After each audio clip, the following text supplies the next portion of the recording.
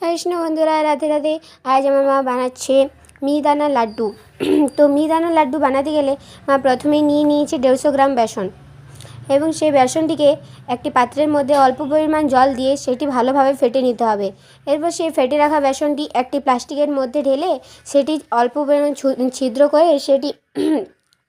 করে নিতে হবে এবং একটি কড়াইয়ের মাধ্যমে তেল গরম করে সেই গরম তেলে ছোটো ছোটো দানার মতো করে ঝেড়ে নিতে হবে এবং সেটি ভালোভাবে ভাজা হয়ে গেলে সেটি একটি জায়গার মধ্যে তুলে রেখে নিতে হবে এবং ঝাড়া হয়ে গেলে সেটি আলাদা রেখে দিতে হবে।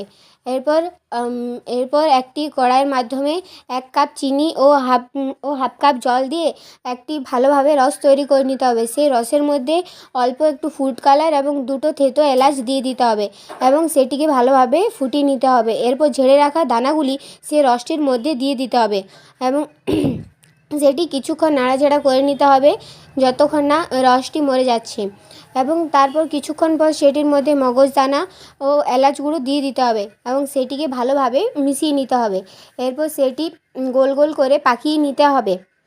এভাবে ভালোভাবে গোল গোল করে পাকিয়ে নিলে তৈরি হয়ে গেল মিহিদানার লাড্ডু।